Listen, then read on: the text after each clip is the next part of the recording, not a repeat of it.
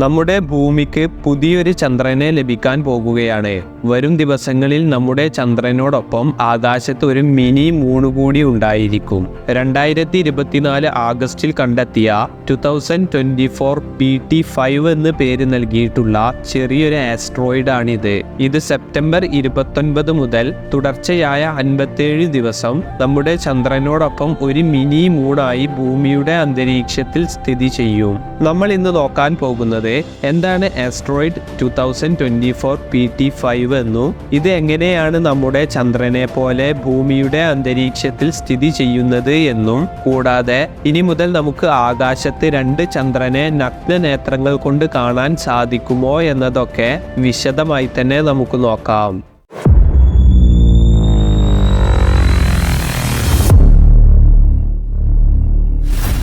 നമ്മുടെ സോളാർ സിസ്റ്റത്തിലെ നക്ഷത്രമായ സൂര്യനെ ഓർബിറ്റ് ചെയ്തുകൊണ്ടിരിക്കുന്ന 8 ഗ്രഹങ്ങളാണുള്ളത്.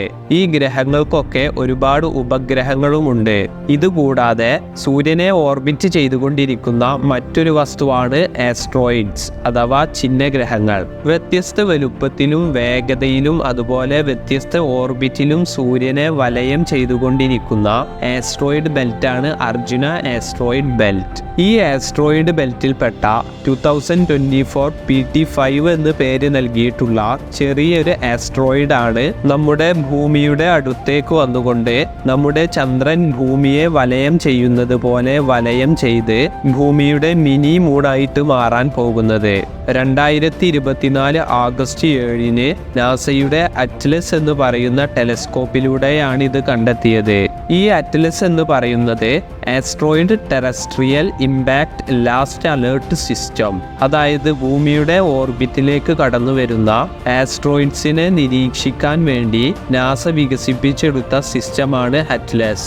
ഇതിലൂടെ നമുക്ക് ആസ്ട്രോയിഡ്സിന്റെ വേഗതയും അപകട സാധ്യതയും കണ്ടുപിടിക്കാൻ സാധിക്കും. 2024 PT5 എന്ന ഈ ആസ്ട്രോയിഡിന്റെ വലുപ്പം എന്ന് പറയുന്നത് വെറും 10 മീറ്റേഴ്സ് മാത്രമാണ്. അതുകൊണ്ട് തന്നെ ഇത്തരത്തിൽ താരതമ്യേന ചെറിയ ചിഹ്നഗ്രഹങ്ങൾ സൂര്യനെ ഓർബിറ്റ് ചെയ്യുന്നത് വഴി ഭൂമിയുടെ അടുത്തുകൂടെ പോകുമ്പോൾ സൂര്യന്റെ ഗുരുത്വാകർഷണത്തെക്കാൾ അത് ഭൂമിയുടെ ഗുരുത്വാകർഷണ വലയത്തിൽപ്പെട്ട് ഭൂമിയെ ഒരു തവണ വലയം ചെയ്ത് തിരിച്ച് സൂര്യന് ചുറ്റുമുള്ള അതിന്റെ സ്വന്തം ഓർബിറ്റിലേക്ക് തന്നെ തിരിച്ചു പോകുന്നതാണ്. അതായത് ഈ വരുന്ന സെപ്റ്റംബർ 29 2024 PT5 എന്ന ആസ്ട്രോയിഡ് നമ്മുടെ ഭൂമിയുടെ അടുത്തുകൂടി കടന്നു പോകും. ഇത് വളരെ ചെറിയൊരു ചിഹ്നഗ്രഹമായതുകൊണ്ട് തന്നെ ഇത് ഭൂമിയുടെ ഗ്രാവിറ്റേഷണൽ പുള്ളിൽ അകപ്പെടുകയും പിന്നീട് അങ്ങോട്ടുള്ള തുടർച്ചയായ 57 ദിവസം ഇത് ഭൂമിയെ ഓർബിറ്റ് ചെയ്യും. ശേഷം നവംബർ 25 ഭൂമിയുടെ സമീപത്ത് നിന്ന് നേരെ സൂര്യന് ചുറ്റുമുള്ള അതിൻ്റെ സ്വന്തം ഓർബിറ്റിലേക്ക് തന്നെ തിരിച്ചു പോകുന്നതായിരിക്കും. പക്ഷേ ഇത് നമ്മുടെ ചന്ദ്രനെ പോലെ എലപ്റ്റിക്കൽ ഓർബിറ്റിലായിരിക്കില്ല ഭൂമിയെ വലയം ചെയ്യുന്നത്. പകരം ഇതൊരു ഹോഴ്സ് ഷൂ ഓർബിറ്റിലായിരിക്കും വലയം ചെയ്യുന്നത്. സെപ്റ്റംബർ 29 മുതൽ നവംബർ 25 വരെ ഈ ചിഹ്നഗ്രഹം നമ്മുടെ ചന്ദ്രനെ പോലെ ഒരു മിനി മൂണായിട്ട് ഭൂമിയെ വലയം ചെയ്യും. ഈ ആസ്ട്രോയിഡിനെ എന്തുകൊണ്ടാണ് പുതിയ ചന്ദ്രൻ എന്നും മിനി മൂൺ എന്നുമൊക്കെ വിളിക്കുന്നതെന്ന് വെച്ചാൽ, സാധാരണഗതിയിൽ ഭൂമിയുടെ ഓർബിറ്റിലൂടെ കടന്നു പോകുന്ന ഇത്തരത്തിലുള്ള ആസ്ട്രോയിഡുകൾ ഭൂമിയുടെ ഗ്രാവിറ്റി കാരണമായിട്ട് അത് നേരെ ഭൂമിയിലേക്ക് പുള്ള് ചെയ്യുകയും ഭൂമിയിൽ വന്ന് പതിക്കുകയും അല്ലെങ്കിൽ ഭൂമിയുടെ അന്തരീക്ഷത്തിൽ വെച്ച് തന്നെ കത്തി നശിക്കുകയും ചെയ്യും. പക്ഷേ ചില ചിഹ്നഗ്രഹങ്ങൾ ഭൂമിയുടെ ഗ്രാവിറ്റി കാരണം ഭൂമിയുടെ അടുത്തേക്ക് വന്ന് ഭൂമിയെ വലയം ചെയ്ത് കടന്നു പോകുന്ന പ്രതിഭാസം വളരെ കുറവാണ്.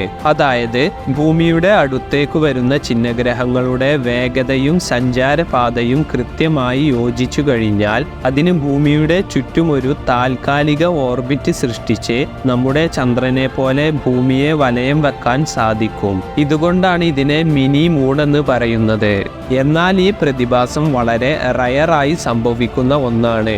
ആദ്യമായി ഇത്തരത്തിലുള്ള ഒരു മിനി മൂണിനെ കണ്ടുപിടിക്കുന്നത് 2006 2006 RH-120 എന്ന ആസ്ട്രോയിഡ്. ഇത് ഏകദേശം 4 മീറ്റർ വരെ വലുപ്പമുള്ള ചെറിയൊരു ചിഹ്നഗ്രഹമായിരുന്നു. ഈ മിനി മൂൺ ഏകദേശം 1 വർഷത്തോളം ഭൂമിയുടെ ഗുരുത്വാകർഷണത്തിൽപ്പെട്ട് ഭൂമിയെ ഓർബിറ്റ് ചെയ്തിരുന്നു. ഇതിലൂടെയാണ് ഒരു മിനി മൂണിന്റെ ഭ്രമണപഥം ആദ്യമായി നിരീക്ഷിക്കാൻ സാധിച്ചത്.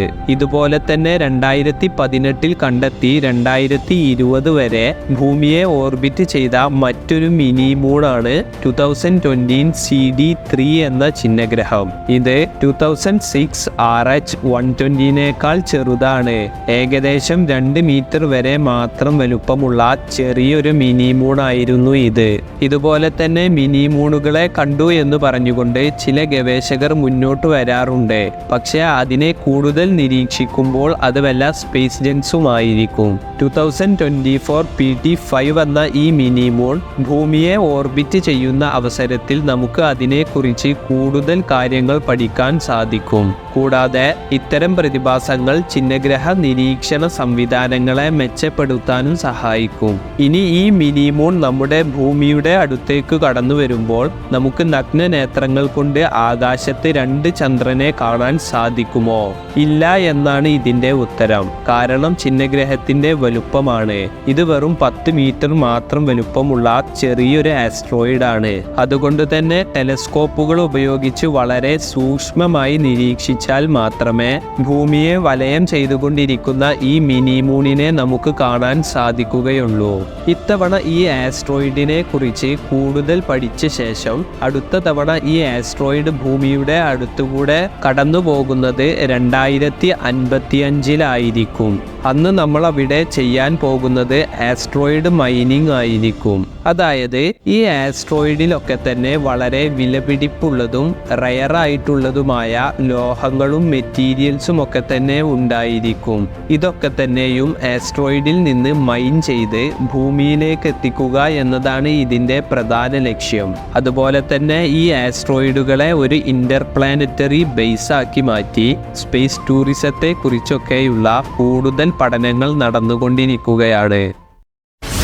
വീഡിയോ ഇഷ്ടമായാൽ ലൈക്ക് ചെയ്യണമെന്നും ഇതുപോലെ നമ്മുടെ ലോകത്ത് സംഭവിക്കുന്നതും ലോകത്തിന് പുറത്ത് സംഭവിക്കുന്നതുമായ ഇൻട്രസ്റ്റിംഗും ഇൻഫോർമേറ്റീവുമായിട്ടുള്ള കൂടുതൽ വീഡിയോസ് നിങ്ങളിലേക്ക് എത്താൻ വേണ്ടി ഈ ചാനൽ മറക്കാതെ സബ്സ്ക്രൈബ് ചെയ്യണമെന്നും ഓർമ്മിപ്പിക്കുന്നു.